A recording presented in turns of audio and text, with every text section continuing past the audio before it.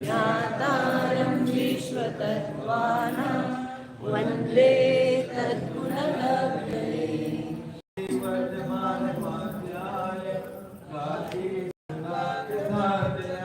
विद्यास्पदं प्रवक्ष्यामि तत्त्वार्थश्लोकवार्तिकम्।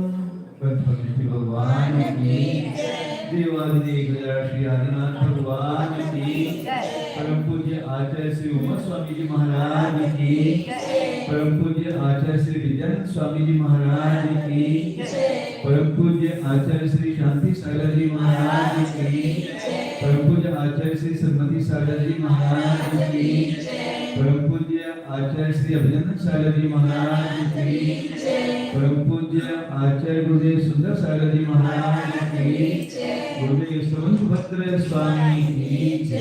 परम पूज्य आचार्य श्री सागर जी महाराज की जय। नमस्ते।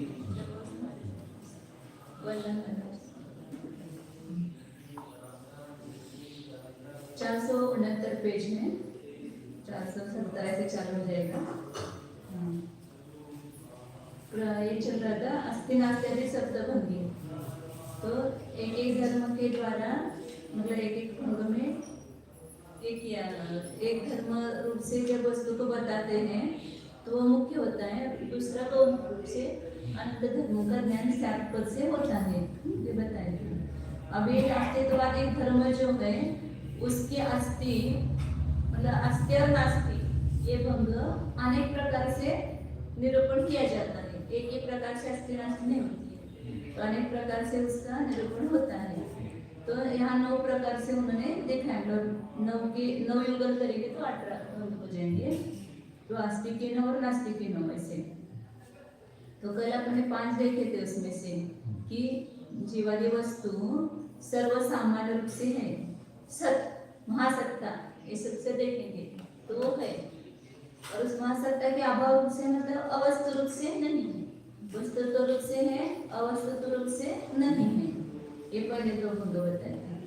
फिर विशिष्ट सामान्य रूप से है और उसके अभाव रूप से। विशिष्ट सामान्य रूप से कहेंगे जीवत्व, जीवत्व रूप से जीव है और अजीवत्व रूप से नहीं। विशिष्ट सामान्य और उसका अभाव, जीवत्व रूप से है और अजीवत्व रूप से नहीं है, मतलब जीवत्व के अभाव रूप से नहीं है। तीसरे भंग में कहेंगे कि विशिष्ट सामान्य मतलब जीवत्व रूप से है और उसके अभाव सामान्य रूप से नहीं है। अभाव का सामान्य वहाँ पर उसी का अभाव किया था, विशिष्ट सामान्य का अभाव किया था। या अभाव सामान्य कोई भी अभाव रूप से नहीं है, विशिष्ट अभाव सामान्य वहाँ पर केवल जीवत्व के अभाव रूप से लिया था ऊपर। विशिष्ट सामान्य का जीवत्व रूप से है और जीवत्व के अभाव रूप से नहीं है। अब यहाँ पर विशिष्ट सामान्य रूप से है और अभाव सामान्य रूप से, किसी भी अभाव रूप से नहीं है ऐसे।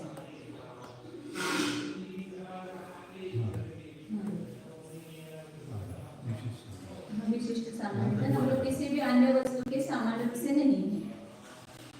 अब विशिष्ट सामान्य रूप से ही अस्ति लेंगे, जीवत्व रूप से है और उसका जो विशेषण है उस विशेषण रूप से नहीं है।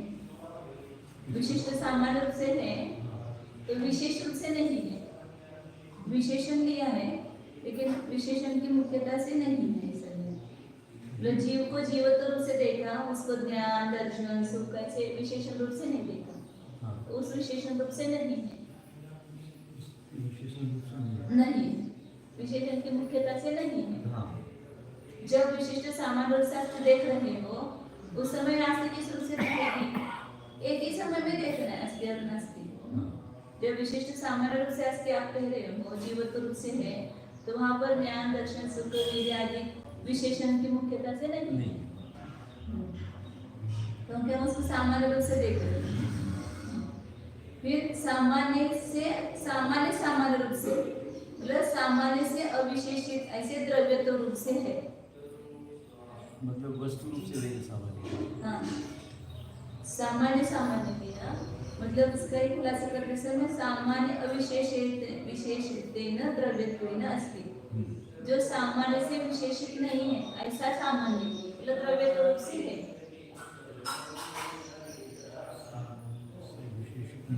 मतलब द्रव्य तो रूप से है, जीवत्व रूप से नहीं है। विशिष्ट सामान्य रूप से अभाव कहेंगे ना, सामान्य रूप से है, मतलब द्रव्य तो रूप से हम क्या है, एक द्रव्य है इतना देखते हैं, तो द्रव्य तो रूप से उसकी अस्थि देखी, तो जीवत्व रूप से उस समय अस्थि नहीं है उसकी, नास्ति है, मतलब वहां पर जीवत्व रूप से नहीं है ऐसा कहेंगे, या उन्होंने अजीवत्व रूप से नहीं ऐसा लिया है, विशिष्ट सामान्य अजीव लिया उन्होंने, विशिष्ट सामान्य न प्रतियोगी न अजीवादित्वेन नास्ति ऐसा लिया है, जीवत्व रूप से ऐसा लिया नहीं, लेकिन विशिष्ट सामान्य रूप से नहीं है, सामान्य रूप से है, तो विशिष्ट सामान्य रूप से नहीं है, और विशिष्ट सामान्य अजीवत्वादिक लिया है।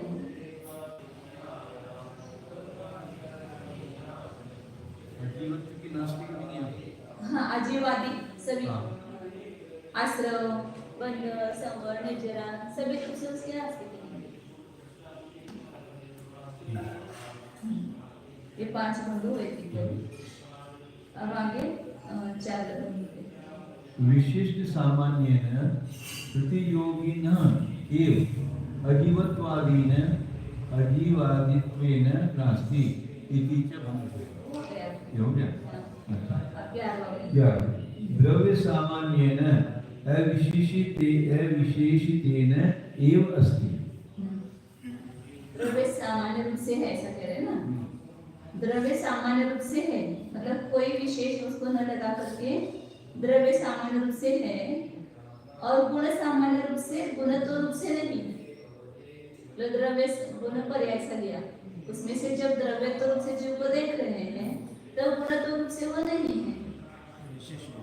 हाँ, गुण सामान्य लेंगे, द्रव्य सामान्य रूप से है, तो उस समय गुण सामान्य रूप से, तो द्रव्य गुण पर्याय अलग है ना, कथनचित भेद है ना उसमें, द्रव्य ये कल्पना संकल्पना अलग है, गुण संकल्पना अलग है, पर्याय संकल्पना अलग है, तो जब द्रव्यत्व रूप से है, द्रव्य सामान्य रूप से है, तो गुण सामान्य रूप से नहीं है। अपन में कहते हैं जैसे अभी जीव रूप से देखो उसको, किसी गुण रूप से मत देखो, तो गुणत्व रूप से उसकी नास्ति कोई एक गुण विशेष नहीं दिया, गुण सामान्य कोई भी गुण। अभेद कैसे? हाँ? अभेद इसको सामान्य को अभेद रूप से हमने जीव को देखा और गुण पर्याय को नहीं देखा। हाँ, गुण पर्याय को नहीं देखा, मतलब द्रव्य सामान्य, गुण सामान्य, पर्याय सामान्य, लेकिन अलग अलग कथनचित हो गए, तो उसमें द्रव्य सामान्य रूप से है, मतलब मैं द्रव्यत्व रूप से हूँ, ऐसा जब वहाँ पर है अस्थि करे, तो उस समय गुण सामान्य रूप से नहीं है, पर्याय सामान्य रूप से नहीं है, उसके ऑपोजिट बराबर लेंगे। गुण सामान्येन गुणत्वेन स एव नास्ति इति च भवति। वही बताया, गुण सामान्य रूप से मतलब गुणत्व रूप से नहीं हूँ, उस समय जीव नहीं है, इस प्रकार 2 भंग हुए। धर्म समुदायेन त्रिकाल गोचर अनंत शक्ति ज्ञानादि समिति रूपेण अस्ति।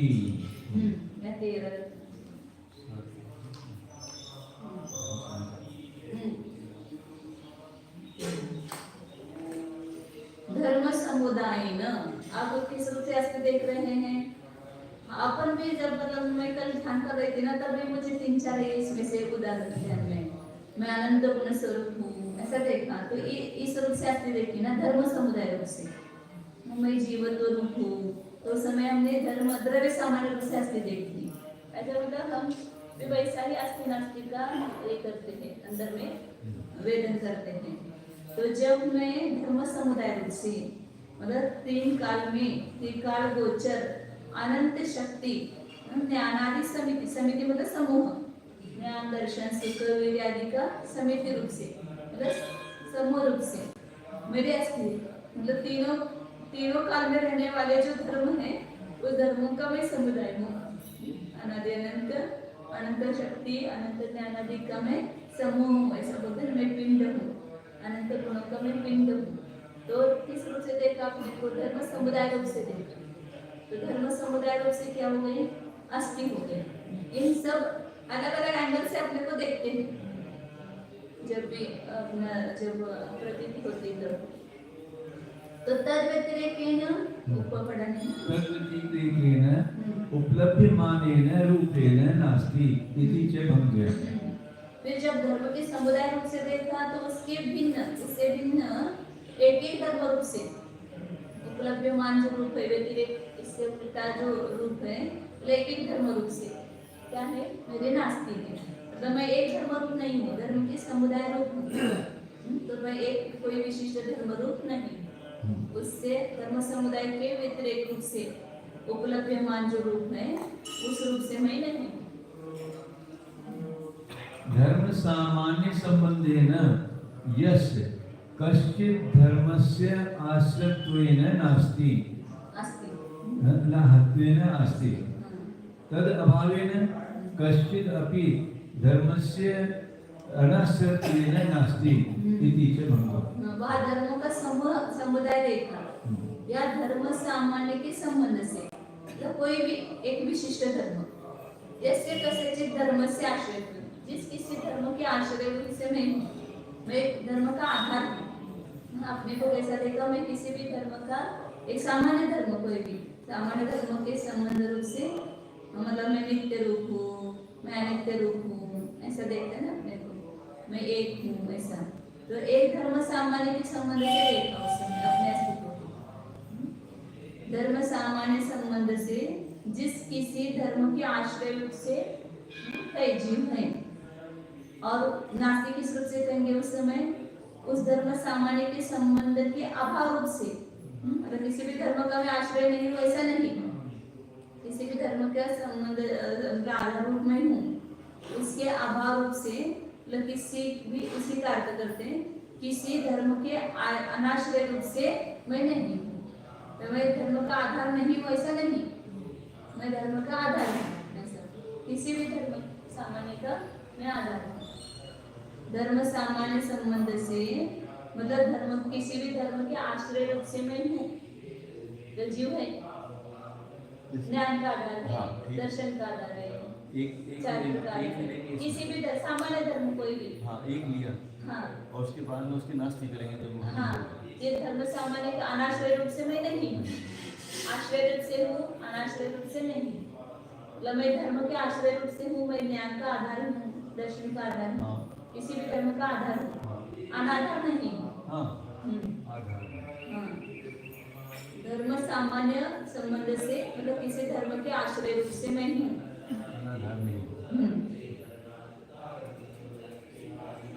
उसके अभाव रूप से मतलब धर्म के अनाश्रय रूप से नहीं। धर्म विशेष संबंधेन नित्यत्व चेतनत्व आदि अन्यतम धर्म संबंधितत्वेन अस्ति तद अभावेन तद असंबंधत्वेन नास्ति इति च भङ्गद्वयम् इति अनेकधा विधि प्रतिषेध कल्पनया सर्वत्र मूल भङ्गद्वयं निरूपणीयम्। हम लास्ट में क्या लिया, धर्म विशेष के संबंध से, मतलब वहाँ पर एक विशिष्ट धर्म का नाम लिया, वहाँ पर किसी भी एक धर्म सामान्य के आधार रूप से नहीं और उसके अनाश्रय रूप से नहीं, यहाँ पर विशिष्ट धर्म लिया, नित्यत्व, चेतनत्व, अचेतनत्व, या भी जो भी धर्म होगा, ज्ञानत्व वगैरह, तो विशेष धर्म के संबंध से मैं मतलब जीव है, धर्म विशेष संबंध से मतलब नित्यत्व, चेतनत्व आदि किसी भी अन्यतम किसी भी धर्म के संबंध रूप से है, और फिर उसी समय उसके अभाव रूप से और उसके असंबंध रूप से नहीं है। चेतनत्व के साथ मेरा संबंध है और चेतनत्व के संबंध के अभाव रूप में नहीं, संबंध रूप नहीं। हाँ, धर्म सामान्य ले रहे हैं, धर्म विशेष लिया, वह धर्म मतलब किसी भी एक धर्म का आश्रय रूप से हो सके, और यहाँ पर किसी भी धर्म किसी विशिष्ट धर्म का नाम लेकर के विशेष धर्म के संबंध रूप से मैं हूँ, मतलब मैं ज्ञान रूप से हूँ, मैं चेतन रूप से हूँ, मैं दर्शन रूप से हूँ, मैं सुख रूप से हूँ, ऐसे विशेष धर्म रूप से हूँ। अब उसी समय उसकी की नास्ति करेंगे, सुख गुण के अभाव रूप से मैं नहीं हूँ, सुख गुण रूप से हूँ, सुख गुण के अभाव रूप से नहीं हूँ, ज्ञान गुण रूप से हूँ, ज्ञान गुण के अभाव रूप से नहीं हूँ, किसी भी धर्म विशेष के संबंध रूप से अस्ति और उसके ही अभाव रूप से नास्ति। इस प्रकार ये 9 प्रकार से इन्होंने अस्ति नास्ति घटित की है। सर्वत्र मूल भंग द्वयम निरूपणीय, मूल 2 भंग इस प्रकार निरूपण करना चाहिए। और ऊपर के 9 युगलों में प्रत्येक का स्पष्ट खुलासा इस प्रकार है कि प्रयोजन, प्रकरण, संभवपना, हेतु, उचितपना, देश, काल और अभिप्रायों से जान लिया गया शब्द का वाच्यार्थ होता है। इस प्रकार अर्थ, प्रकरण आदि का नहीं आश्रय करने पर केवल अभिप्राय के अधीन वर्तने वाले और सब में साधारण रूप से पाया जाए ऐसे वस्तु बने करके जीव आदि पदार्थ हैं ही। हाँ। सर्व सामान्य रूप से जीव है ही। लोगों कोई प्रयोजन वगैरह उसका अर्थ न लेकर के सर्व सामान्य रूप से देखा जब जीव को तो है जीव। तथा उस सर्व साधारणपन के अभाव रूप तुच्छ अवस्तु बने करके जीव आदि नहीं ही है। मतलब वस्तु को अवस्तु नहीं है। त्याची अवस्था तुच्छ म्हणजे काही नाही जगामध्ये अशा अवस्था रूप नाही आहे का? नाही। हा तेच की त्यालाच म्हणायचे, तेच म्हणायचं तुच्छ भाव म्हणजे अवस्था की जी जगात नाहीच, त्या रूप में नाही, त्या रूप जीव नाही। इस प्रकार पहले 2 भंग कहे जाते हैं तथा इस प्रकार शब्द के द्वारा कथन कर कान से ग्रहण किए गए विशिष्ट सामान्य जीव आदि बने करके जीव आदि हैं और उसके प्रतियोगी विशिष्ट सामान्य के अभाव अजीव आदि बने करके नहीं है।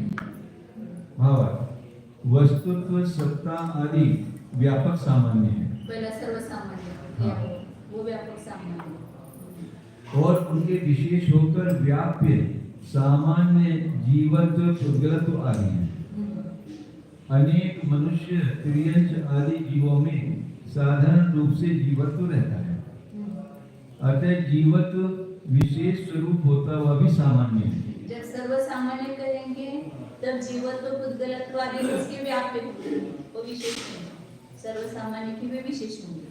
सर्व सामान्य एक वस्तुत्व और फिर उसके विशेष क्या हो गए? जीवत्व, पुद्गलत्व, धर्मत्व, अधर्मत्व, ये क्या हो गए? विशिष्ट, वो व्याप्य हो गए, तो उसके विशेष हो गए और वो विशेष ही अब सामान्य हो गए। इसकी अपेक्षा से उसकी व्याप्य की अपेक्षा से जीवत्व की अपेक्षा से जीवत्व विशिष्ट सामान्य हो गया, तो मनुष्यत्व, तिर्यंचत्व, देवत्व ये व्याप्य हो गए, वे विशेष हो गए, विशिष्ट विशेष हो गए। अतः जीवत्व विशेष स्वरूप होता हुआ भी सामान्य है।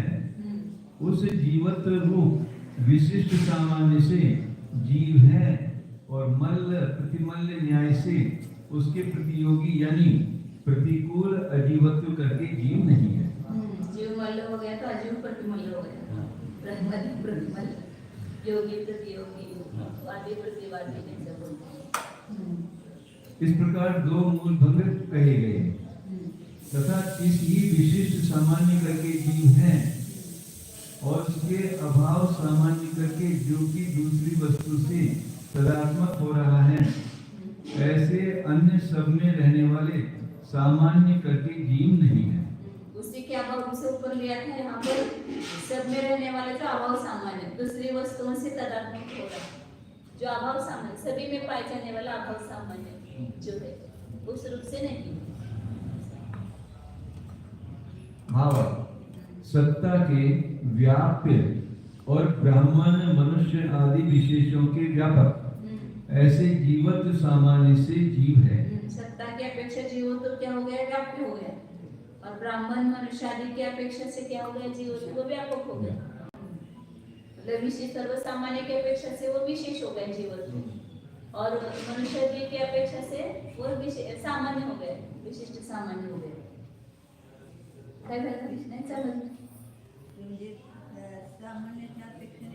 जीवत्व एक जीवत्वच घ्या, ते जीवत्व सामान्य के विशेष आहे, सर्व सामान्याच्या अपेक्षेने विशेष आहे, ते व्याप्य आहे। सर्वसामान्य कशामध्ये राहणार? जीवत्वामध्ये, पुद्गलत्वामध्ये किंवा अजीवत्वामध्ये घ्या, सगळ्यामध्ये राहणार. म्हणून जीवत्व अजीवत्व हे व्याप्य झालं तिथं आणि सर्वसामान्य हे व्यापक. जसं महासत्ता आणि अवांतर सत्ता. महासत्ता व्यापक आहे, अवांतर सत्ता व्याप्य आहे. बरोबर, अवांतर सत्ता व्यापक आहे आणि ते अवांतर विशेष जे आहेत ते व्याप्य झाले. तसं जीवत्व एकच जीवत्व विशेष पण आहे आणि सामान्य पण आहे. सर्वसामान्याच्या अपेक्षेने विशेष आहे म्हणजे व्याप्य. व्याप्य म्हणा विशेष म्हणा एकच. आणि मनुष्यत्व, तिरंजत्व, देवत्व आदि की अपेक्षा से वो सामान्य जीवत्व जो है, क्योंकि मनुष्य तिरंजन सभी में जीवत्व रहता है, तो जीवत्व व्यापक हो गया और मनुष्य देव तिरंजन ये व्याप्य हो गए. तो जीवत्व दोनों हो गए, व्यापक भी हो गए, व्याप्य भी हो गए. अपने व्याप्यों की अपेक्षा से व्यापक है और अपना जो व्यापक महासत्ता है उसकी अपेक्षा से व्याप्य है. ये बता रहे हो.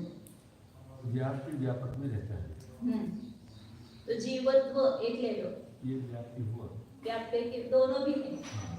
वो व्याप्य की अपेक्षा से है, सर्वसामान्य की अपेक्षा से व्याप्य है क्योंकि सर्वसामान्य उसमें रहता है. और जो उस जीवत्व के विशेष है, मनुष्य देव नारद पर है, तो उसकी अपेक्षा से व्यापक है. तो जीवत्व व्यापक हो गया, इसलिए वो व्यापक है ना, सत्ता के व्याप्य और ब्राह्मण मनुष्य आदि विशेषों के व्यापक. ऐसे जीवत्व सामान्य से, जीवत्व सामान्य विशिष्ट सामान्य मतलब जीवत्व सामान्य से जीव है. एक जीवत्व ही दोनों है. हाँ. व्याप्य भी है, व्यापक भी है. एक ही अपने व्यापक सर्व सत्ता महासत्ता की अपेक्षा से वो व्याप्य है और अपने जो विशेष है उसकी अपेक्षा से व्यापक है. जैसे वृक्ष है, देवदत्त को लिया था ना. हाँ. एक ही देवदत्त है, व्याप्य भी है, व्यापक भी है. उसको लगे कैसे?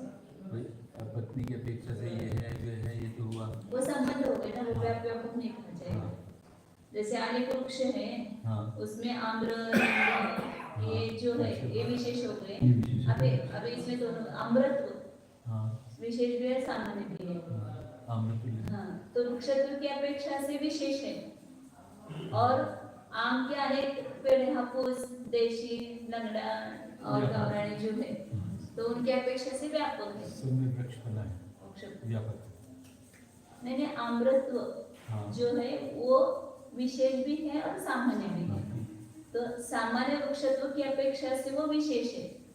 वृक्षत्व आम में भी रहता है, नींब में भी रहता है, केला में भी रहता है. तो ये सब व्याप्य हो गए.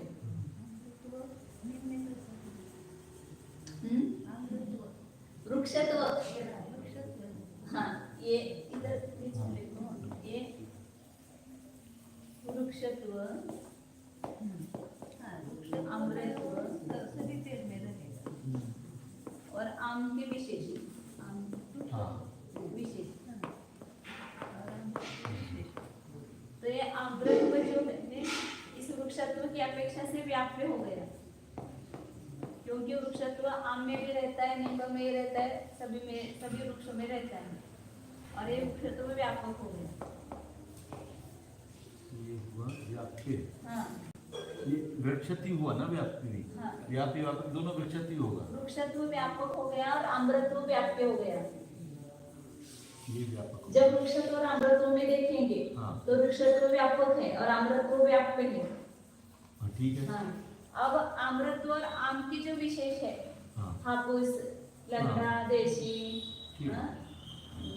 तो अमृत व्यापक हो जाएगा अमृतत्व व्यापक हो गए और ये आम विशेष व्याप्य हो गए. ठीक ऐसे वहाँ जीवत्व रखो बीच में, अमृतत्व की जगह है. ये जीवत्व रखा. जीवत्व. हाँ. अब सर्वसामान्य महासत्ता, जरूर. प्रधान. सत पदार्थ मतलब महासत्ता, महासत्ता. हाँ. सत्ता व्यापक. हाँ. ये व्यापक हो जाएगी व्यापक हो गए सत्ता और जीवत्व ये विशेष हो गए, व्याप्य हो गए. और अब इसकी वजह से हाँ. तो ये जीवत्व हाँ. शब्द क्या लेंगे फिर यहाँ पर? मनुष्य, देव, नारद, तेरेंद्र, ये हो जाएंगे व्याप्य. हाँ. और यहाँ पर ये जीवत्व हो जाएगा, व्यापक हो जाएगा. तो इसको कहेंगे विशिष्ट सामान्य. जो बीच में जीवत्व है ना वो विशिष्ट सामान्य ये विशिष्ट सामान्य. और वो उधर हो गया वो सर्वसामान्य. सत्ता जो है वो सर्वसामान्य. छोड़ दो. तो पहले भंग में वो सर्वसामान्य है और ये 3 भंगों में विशिष्ट सामान्य है।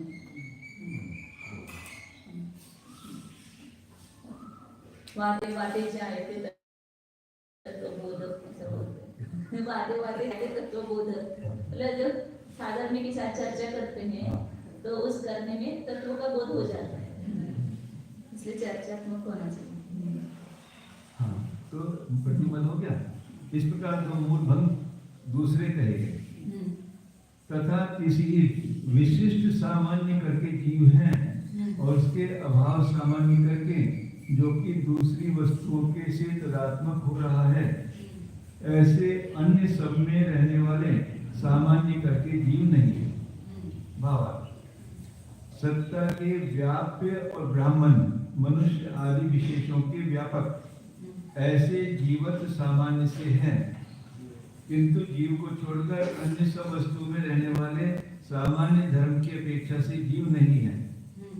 विशेष प्रतिष्ठित विद्वान राजा या तपस्वी मनुष्य के होते हुए भी सामान्य साधारण जीव या पदार्थ का निषेध कर दिया जाता है। इस प्रकार भी तीसरे दो भंग बन गए।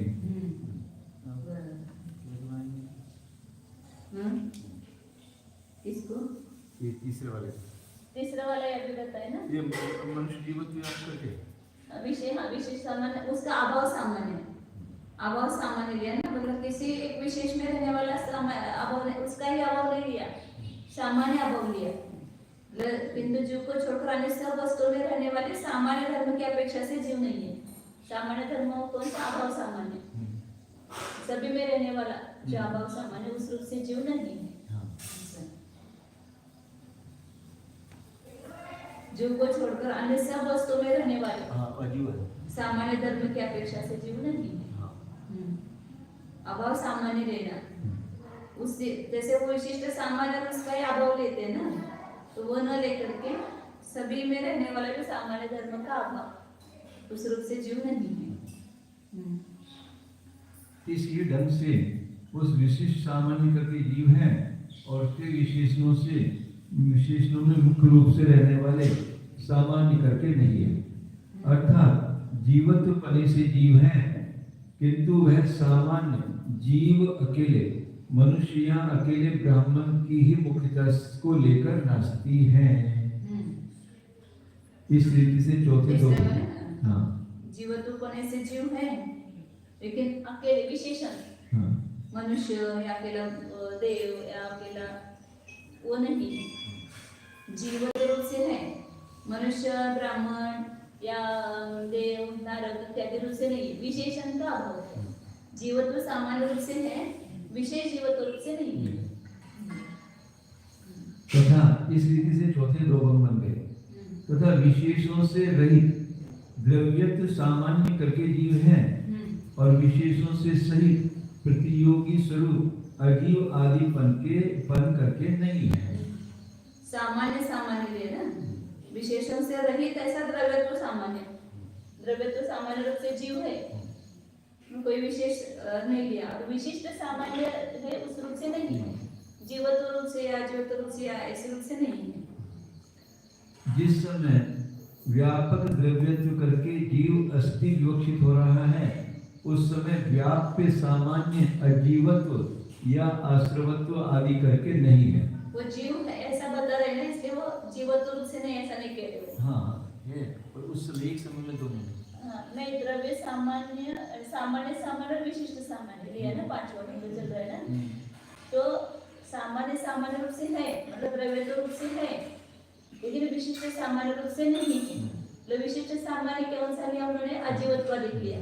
मैं ऐसा ले रही थी कि जीवत्व भी ले रही थी, तो इसलिए नहीं ले रहे वो जीवत्व, क्योंकि जीव है ऐसा बता रहे हैं ना। तो जीवत्व रूप से नहीं ऐसा बताएंगे तो फिर उल्टा हो जाएगा, जीव का ही अजीव लेना होगा नहीं प्रतिपक्षी। हाँ, मतलब जीव द्रव्यत्व सामान्य से है, जो अजीवत्वादी विशिष्ट सामान्य है उस रूप से नहीं ऐसा। लेकिन मेरा कहना क्या था कि द्रव्य सामान्य रूप से है देख रहे, तो उस समय जीवत्व में विशिष्ट सामान्य हो गया ना, तो उस रूप से भी वो नहीं है ऐसा ले रहे थे। तो लेने में कोई बाधा नहीं आएगी, लेकिन वैसा लेंगे तो जीवत्व रूप से नहीं है ऐसा कहेंगे तो जीव प्रकार से तो सिद्ध नहीं होगा, इसलिए नहीं दिया उन्होंने। नहीं, जीवित रूप से है, जीव का विशेष जो ज्ञान सुख आदि है उस रूप से नहीं है। नहीं, वो नहीं है यहाँ पर मतलब विशिष्ट दो भी सामान्य ही है। हाँ, सामान्य दोनों सामान्य भी विशिष्ट सामान्य। सामान्य। तो वो भी विशिष्ट सामान्य क्या हो गया? जीवत्व, अजीवत्व, आश्रवत्व, ये विशिष्ट सामान्य हो गए। और सामान्य सामान्य क्या हो गया? द्रव्यत्व, सभी में रहने वाला जो द्रव्यत्व सामान्य सामान्य हो गया। तो मैं जब सामान्य सामान्य रूप से हूँ तो विशिष्ट सामान्य रूप से नहीं हूँ। तो विशिष्ट सामान्य में केवल अजीवत्वादी की लेना कि जीवत्व की लेना, ऐसा मेरा अंदर भी चिंतन है। तो सभी आ जाएंगे, सामान्य लोगों के जीव अजीव हाँ, सभी आ जाएंगे। सब आना चाहिए, ऐसा नहीं रहेगा। लेकिन उन्होंने लेते समय प्रतियोगी स्वरूप अजीवादीपन करके नहीं ऐसा लिया। मतलब विशेषण से रहित सामान्य करके मैं हूँ और विशेषण से सहित जो सामान्य है वो स्वरूप नहीं है, ऐसा नहीं। किसी कोई भी विशेष जिसको नहीं है, ऐसे द्रव्य रूप से मैं ही, मतलब सामान्य द्रव्य रूप से। तो जिसमें विशेष है ऐसे विशिष्ट सामान्य रूप से मैं नहीं। हाँ, विशिष्ट सामान्य वो क्या है ना कि द्रव्य। सामान्य की विवक्षा होने पर विशेष प्रतिकूल भासते हैं। इस प्रकार 5 में भी 2 भग बन गए। सामान्य की विवक्षा होने पर विशेष प्रतिकूल भासते हैं। तो जो आप कह रहे हो ना, सामान्य की जब हम विवक्षा करेंगे तो उसमें जो जीव अजीव सभी आ जाएंगे ना प्रतिकूल। हाँ। जिस समय ये पढ़ रहे थे ना, भावार्थ पढ़ रहे थे इधर, जिस समय व्यापक द्रव्य इधर से पढ़ते, जिस समय व्यापक द्रव्य तो करके जीवास की विवक्षित हो रहा है, उस समय व्याप्य सामान्य। तो व्याप्य सामान्य में मुझे ऐसा था कि जीवत्व ही देना चाहिए, ऐसा मेरा भाव था। फिर वो जीवत्व को छोड़कर अजीवत्व आदि ले रहे हैं, क्योंकि जब सामान्य सामान्य रूप से उसको देख रहे तो विशिष्ट सामान्य कोई भी नहीं होना चाहिए ना, तो जीवत्व भी विशिष्ट सामान्य हो गए ना, तो उस रूप से भी नास्तिक कहनी चाहिए। तो लेकिन वो मतलब अपने शब्द से नहीं ले रहे हैं। व्याप्य सामान्य नहीं लेना है ना, व्यापक सामान्य लिया। द्रव्य तो सामान्य, व्यापक सामान्य सभी में रहते हैं, होता है। और व्याप्य सामान्य मतलब केवल जीवत्व में अजीवत्व एक व्याप्य सामान्य हो गया, विशेष सामान्य हो गया।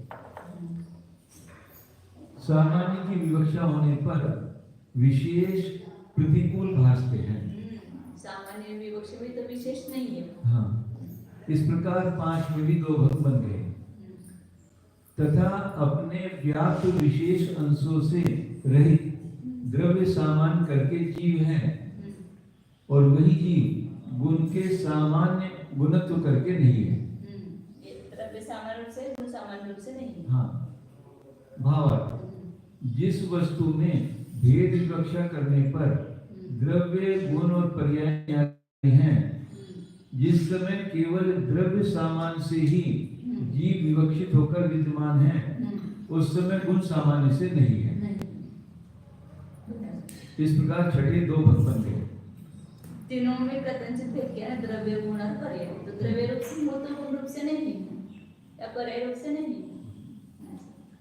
तीनों कालों में रहने वाले अनंत ज्ञान आदि शक्तियों के समूह स्वरूप धर्म समुदाय करके जीव हैं, और उन अनंत गुणों से कथनचित भिन्न होकर देखे जा रहे 1-2 धर्म स्वरूप करके या उनकी वर्तमान काल में दृश्यमान थोड़ी सी पर्यायों करके ही जीव नहीं है। धर्म के समुदाय रूप से है, एक धर्म रूप से नहीं है। जीव अनंत धर्मों का समूह है, इसे एक धर्म रूप नहीं है।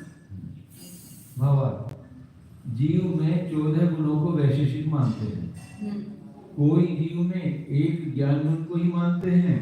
उनके सम्मुख यह कहा जा सकता है कि प्रत्यक्षित, अनुमानित और आगमगम्य अनंत गुणों के समुदाय करके जीव का सत्व है।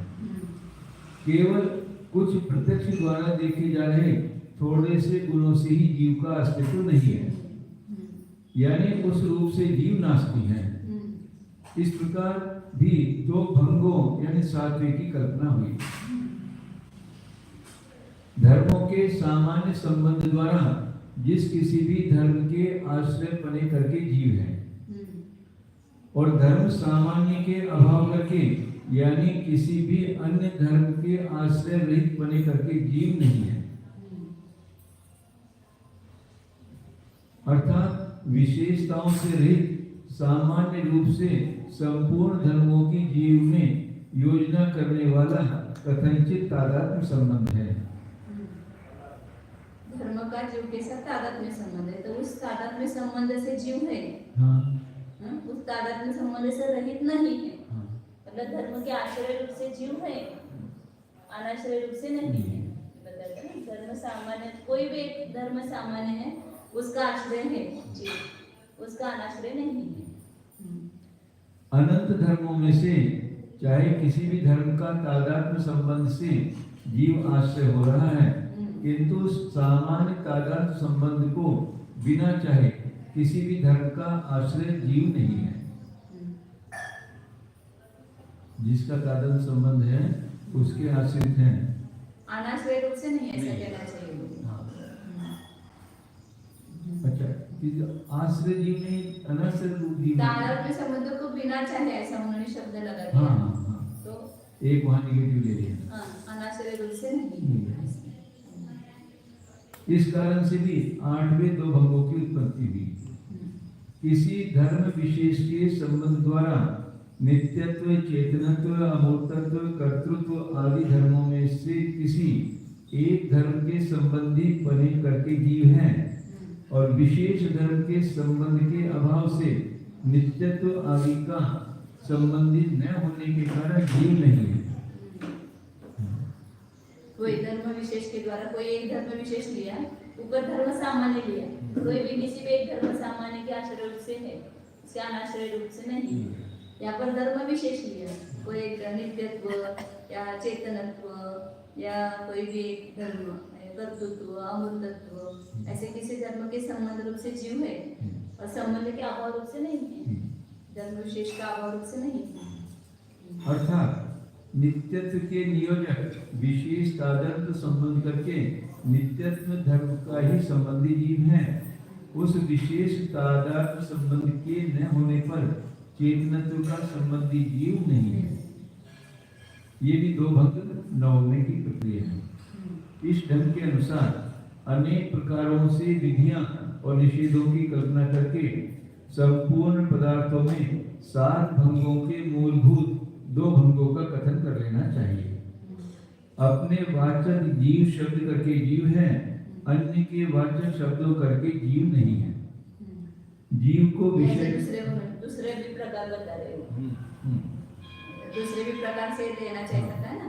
तो अपने वाचक जीव शब्द करके जीव है, जीव शब्द का वाचक जो जीव है उस रूप से है, अन्य के वाचक शब्दों करके जीव नहीं है। अन्य पदार्थों के वाचक जो शब्द है उसका वाच्य वो जीव नहीं है। अपने जीव शब्द का वाचक जीव शब्द का वो वाच्य है, लेकिन अन्य शब्द का वो वाच्य नहीं है। जीव को विषय करने वाले ज्ञान से जीव है, अन्य को विषय करने वाले ज्ञान से नहीं। जो जीव को विषय करने वाला ज्ञान है उस रूप से तो जीव है, अन्य पुस्तक आदि को विषय कर रहा है तो उस रूप से जीव नहीं है। रुजु सूत्र नहीं की अपेक्षा वर्तमान पर्याय से जीव है, भूत भविष्य पर्याय से नहीं है। जितने नए हैं उतने लगाएंगे ना आस्ति, जितने नए से वर्णन करेंगे उतने नए से आस्ति होगी, उसके उल्टे नए से नास्ति हो जाएगी। प्राण धारण रूप क्रिया परिणति से जीव है, अन्य परिणतियों से नहीं है। काल आत्म रूप आदि के द्वारा अभेद संबंध वाले धर्मों की अपेक्षा से जीव है, सर्वथा भिन्न धर्मों की अपेक्षा से जीव नहीं है। इस प्रकार 2 मूल भंगों की पद्धति नाना प्रकार की है। अब इतनी बड़ी शंका ही है, हाँ, और उत्तर एक ही लाइन में है लास्ट में। वो शंका करके शंका पर भी जितना होता है। अत्र अस्ति जीवः इति अस्ति शब्द वाच्यात् अर्थात भिन्न स्वभाव, जीव शब्द वाच्य अर्थ स्यात् अभिन्न स्वभाव वा। वो शंकाकार पूछता है, आप बोलते कि जीव अस्ति जीव, तो दो शब्द हो गए, अस्थि और जीव। जीव है, दो शब्द हो गए ना। तो इसमें जो अस्थि शब्द का जो वाच्य है, उसका जो वाच्यभूत अर्थ है, उससे जीव शब्द का वाच्यभूत जो अर्थ है वो भिन्न स्वभाव वाला है क्या भिन्न स्वभाव वाला है? अस्थि और जीव ऐसे दो शब्द लेना। तो ये दोनों की वाच्य एक है क्या अलग अलग है? अभिन्न स्वभावी है अस्थि और जीव, ये भिन्न स्वभाविक है। दोनों का वाच्यभूत जो भी अर्थ होगा वो एक ही स्वभाव वाला है कि अलग अलग है? मतलब एक अर्थ निकलता है दोनों का कि भिन्न भिन्न अर्थ है, ऐसे प्रश्न है। ये अभिन्न स्वभाव, यदि अभिन्न स्वभाव तदा तयोः समान अधिकरण करण्य विशेषत्व अभाव घट कुट शब्दवत् तद अन्यत अंतर अप्रयोगः च तद्वत् एव विपर्य प्रसंगः वा।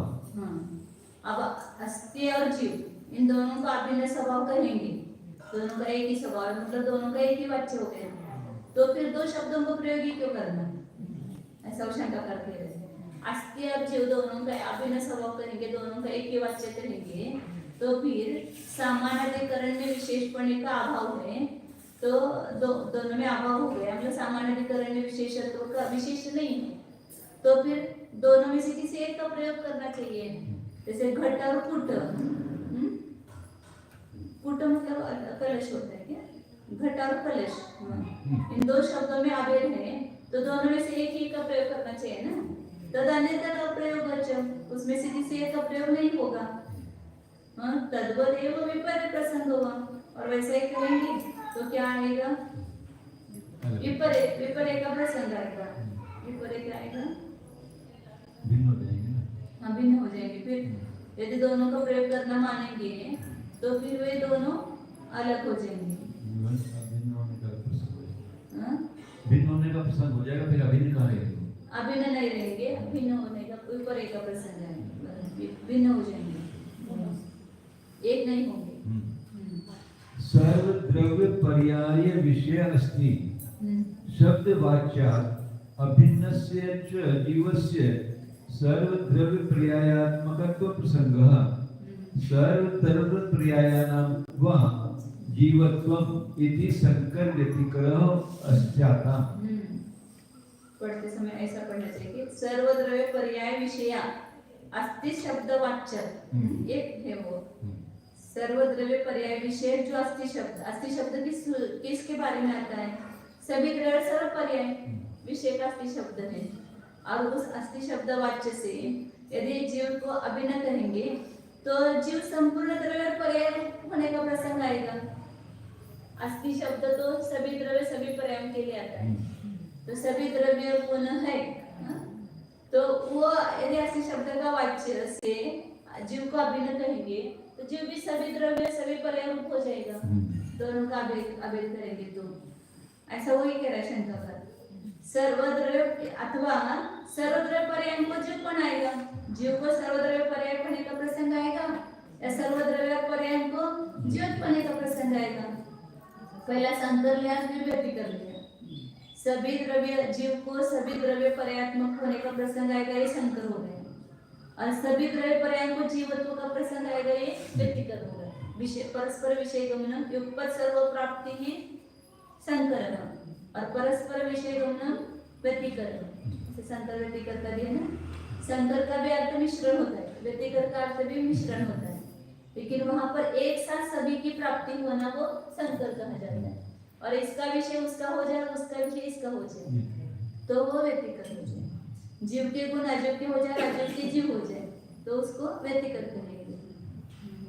पुनः यदि पुनः अस्ति वाच्यात् अर्थात भिन्न है, अर्थात हो गए, अर्थात से अर्थात हो गए, अर्थात भिन्न एव जीव शब्द वाच्य अर्थ कल्पते तदा जीवस्य असद रूपत्व प्रसंगः अस्ति शब्द वाच्यात् अर्थात भिन्नत्वात् खर शृंगवत् विपर्य प्रसंगात्। अभिन्न मानेंगे तो चार दोष बताए उन्होंने, अभी न मानेंगे तो एक का ही प्रयोग होना चाहिए, या उससे उल्टे का प्रसंग आ जाएगा, भिन्न होने का प्रसंग आएगा। और तीसरा कहा कि संकर दोष आएगा या व्यतिकर दोष आएगा। आप भिन्न मानेंगे तो क्या दोष आता है वो बता रहे। आस्तिक और जीव शब्द के वाच्य को अलग अलग कहते हैं। आस्तिक वाच्य के वाच्य रूपार्थ से शिव शब्द का वाच्य अर्थ भिन्न ही है, ऐसी कल्पना की जाती है। ये शंका कर सकते हैं। तब क्या हो जाएगा, आस्तिक से जीव सर्वथा भिन्न है तो जीव असत हो जाएगा, जीव का असत रूपत्व का प्रसंग आएगा। और आस्तिक शब्द वाच्य अर्थात भिन्नत्वात्, आस्तिक शब्द के वाच्य अर्थ से भिन्न होने से गधे के सिंह के समान उसका अभाव ही हो जाएगा, विपरीत प्रसंग आएगा उसका, उसका मतलब अभाव ही हो जाएगा, उसका जो रहेगा ही नहीं। जीववत् सकल अर्थेभ्य अभिन्नस्य अस्तित्वस्य अभाव प्रसक्ति ही अनाश्रयत्वात्। जीव के समान सभी पदार्थों से अभिन्न अस्तित्व का भी अभाव हो जाएगा ना। फिर जीव का जैसे अभाव हो जाएगा तो अस्थि किसके आधार से रहेगी, अस्तित्व भी किसी के आधार से रहता है ना। तो संपूर्ण पदार्थों से अभिन्न जो अस्तित्व है उसका भी जीव के समान अभाव का प्रसंग आएगा, क्योंकि अनाश्रयपना होने से अस्तित्व के लिए अभाव कोई आश्रय नहीं रहा, क्योंकि जीव का अभाव ही हो गया, तो अस्तित्व का भी अभाव हो जाएगा अनाश्रय होने से। दो प्रसंग बताएं। भिन्न होने से जीव का असत रूप आएगा, और जीव असत हो जाएगा तो अस्थि का भी अभाव हो जाएगा, तो अस्थि कैसे रहेगी, किसी के आश्रय से रहेगी।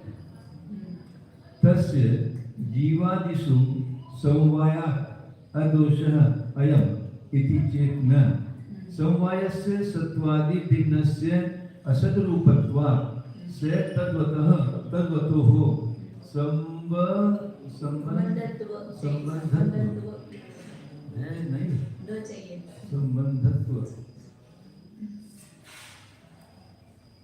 संबंधत्व विरोधात्। अब तस्य, अब वो कहता है ना, एक विशेषिक कहते हैं ना कि समवाय संबंध से गुण का गुण के साथ संबंध हो जाता है। तो भले ही जीव और अस्थि भिन्न है, लेकिन उस अस्थि का जीवादिक में समवाय संबंध से संबंध हो जाएगा, इसलिए कोई दोष नहीं आएगा। जीवादिकों में समवाय से अस्थि रहेगी तो उसमें अदोष, कोई दोष नहीं आएगा। ऐसा यदि तुम कहते हो, वो शंका करे कहता है, तो यदि चेत न, ऐसा भी कहना तुम्हारा ठीक नहीं है, क्योंकि समवाय का सत्व भिन्न, कोई समवाय नाम का पदार्थ असत रूपत्वात्, समवाय अलग है, सत्ता अलग है, जीव अलग है। और समवाय संबंध से जीव का सत्ता के साथ संबंध हो गया, तो समवाय में तो सत्व नहीं रहता है ना, तो सत्व से भिन्न हो गया समवाय, तो उसका असत ही रूप हो गया। समवाय कोई अस्थिर रूप सिद्ध होता ही नहीं है। तो समवाय के सत्व से भिन्न जो है, सत्व से भिन्न समवाय का असद रूपना होने से स तद्वतो, समवाय वाले पदार्थ कौन हो गए, अस्थि और जीव में संबंध हो रहा है ना, वे तद्वान हो गए। संबंध तो विरोध, उसमें संबंधपना का ही अभाव हो जाएगा, समवाय ही नहीं। तो समवाय के संबंध से जीव में अस्थिर रहता है, ऐसा आप कहते हो, तो समवाय का या सद्रूपना होने से उस समवाय वालों में उसका संबंध कैसे होगा, अस्थि का संबंध नहीं होगा, उसमें विरोध आता है। न च समवाये सत्वस्य समवाय अंतरम उत्पन्नम अनवस्थानुसंगात् स्वयं तथा अनिष्टे।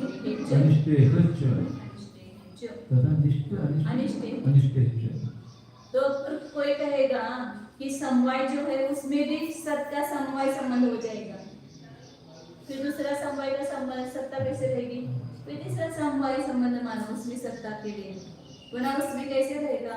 तो इस प्रकार अनवस्था का प्रसंग आने से वैसा नहीं मान सकते हैं, और वैसा आपने भी स्वयं स्वीकार नहीं किया, ऐसा वो शंका का कह रहे कि जीव में सत्व का संबंध करने के लिए समवाय माना, लेकिन समवाय स्वयं असद्रूप है, तो उसमें कैसे वो कैसे संबंध करेगा, तो समवाय में भी सत्ता का संबंध हो जाएगा, ऐसा कोई कहेगा। तो फिर उस समवाय में पुनः संबंध अस्थि का सत्ता का संबंध कैसे होगा, पुनः इसका समवाय मानना पड़ेगा। तो इस प्रकार अनवस्था दोष आता है और वैसा आपने स्वीकार भी नहीं किया है। तत्र तस्य विशेषणी भावः अदोषः इति स अपि विशेषणी भाव संबंधः यदि सत्वात् भिन्नः तदा न सद्रूपः इति खरविषाणवत् कथं संबंधः। पुनः यदि कहेंगे तत्र तस्य विशेषणी भाव, उसका जो विषय अस्ति है ना वो विशेषणी भाव है होने से कोई दोष नहीं है। समवाय जो है स्वयं सद्रूप है, मतलब वो स्वयं विशेषणी मतलब विशेषण जिसमें पाया जाता है उसको विशेषणी कहेंगे। विशेषणी भाव होने से ऐसा दोष नहीं आता है, अवस्थादि दोष आप कह रहे वो नहीं आता है।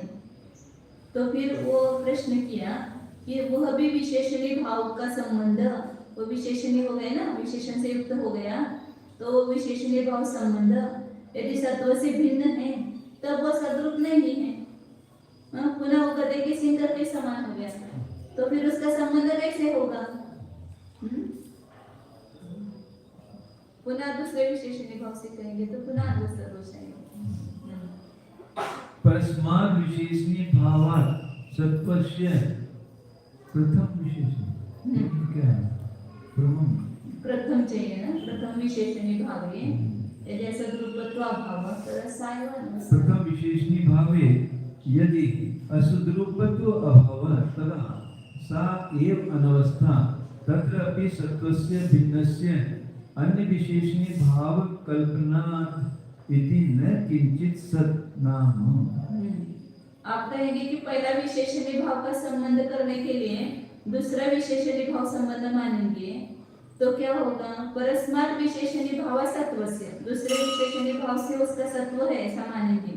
तो पहला जो विशेषणी भाव है वो यदि असद्रूपत्व अभाव, उसमें इसलिए असद्रूपत्व का अभाव हो जाएगा। दूसरा विशेषणी भाव का संबंध होने से पहला विशेषणी भाव संबंध जो है उसमें असद्रूपत्व नहीं आएगा, वो सद्रूप हो जाएगा, मतलब असद्रूपत्व का अभाव हो जाएगा, ऐसा कोई कहते हैं। तो तदा साव्यावस्था, पुनः वही अनवस्था दोष आएगा। पहले विशेषणी भाव के लिए दूसरे विशेषणी भाव का संबंध, पुनः दूसरे के लिए पुनः तीसरा, इस प्रकार वही अनवस्था दोष आ गया। उसमें भी भिन्न सत्व का अन्य विशेषणी भाव की कल्पना करने से न किंचित सतनाम, फिर कोई भी सतनाम की वस्तु ही सिद्ध नहीं होगी। मतलब एक ही सत्ता के लिए दूसरे का संबंध, फिर दूसरे की सत्ता के लिए तीसरे का संबंध, तो फिर कुछ भी सत्य सिद्ध नहीं होता है लास्ट में। सत्वात् भिन्नस्य सर्वस्य स्वभावस्य असद्रूपत्व प्रसिद्धेः इति सर्वथा एकांतवादिनाम् उपारम्भः न स्याद्वादिनां नाम अस्ति वा शब्दवाच्य, अस्ति शब्दवाच्यात् अर्थात् जीव शब्दवाच्यस्य अर्थस्य कथंचित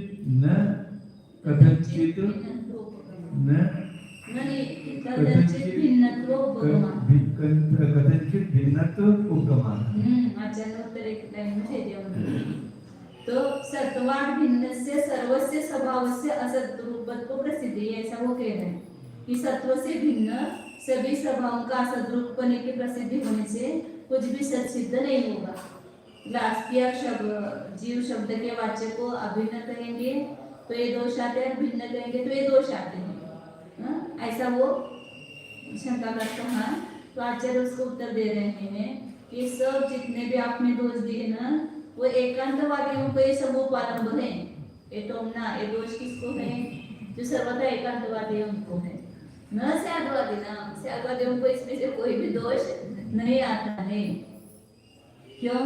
क्योंकि अस्ति शब्द के वाच्यभूत पदार्थ से जीव शब्द के वाच्यभूत पदार्थ का कथंचित भिन्नत्व स्वीकार किया है, सर्वथा भिन्नत्व थोड़ी स्वीकार किया है, कथंचित भिन्नत्व स्वीकार किया है, इसलिए सब दोष स्याद्वादियों को आते नहीं है।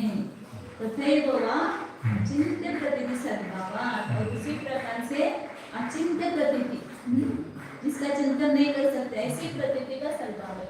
अतर्क के गोचर है वस्तु का स्वभाव, तर्क करने योग्य नहीं है, ऐसे वस्तु की सामर्थ्य है, तो ऐसे अचिंत्य प्रतीति का सद्भाव है। इसलिए इसमें कोई दोष नहीं आता है। कथनचित भिन्न है, कथनचित अभिन्न है। सर्वथा भिन्न नहीं, सर्वथा अभिन्न नहीं, तो कोई भी दोष नहीं आता है। सर्वथा भिन्न माने तो ये सब आपने बताया वो दोष आते हैं, वो सब एकांतवादियों को आएंगे। हम सारवादियों को कुछ भी दोष नहीं है। इसका हिंदी कर पढ़ते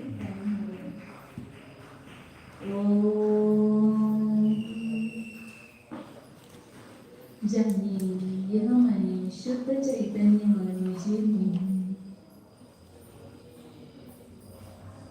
मैं अनादि अनंत एक अखंड अतीन्द्रिय पदार्थ हूँ।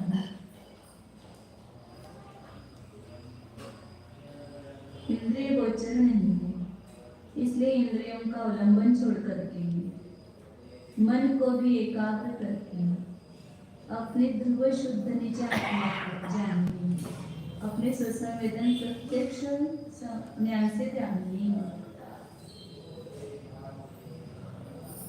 आगम से, तर्क से, अनुमान से जानना सब परोक्ष जानना है। इसलिए उससे जीव का ज्ञान नहीं होगा, अनुभव नहीं होगा।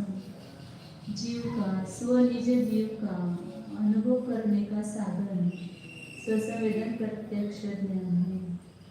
उसका अवलंबन ले लो, अन्य संपूर्ण विकल्प चिंता छोड़कर अपने ज्ञान युक्त हो अंदर स्थित उस प्रत्यक्ष वस्तु को देखने में लगाओ। वस्तु प्रत्यक्ष है,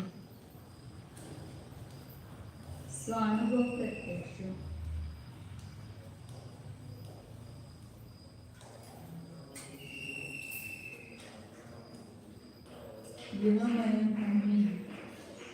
यह मैं चैतन्य स्वरूप हूँ, चित स्वभावाय भावाय सर्व भावांतरच्छिदी, अन्य संपूर्ण भावों से भिन्न मैं चैतन्य स्वभाव स्वरूप हूँ।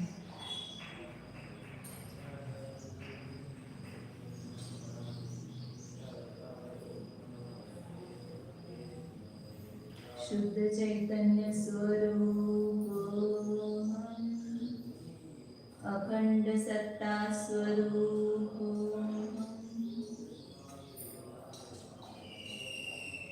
अनंत चैतन्य स्वरूप, शुद्ध एको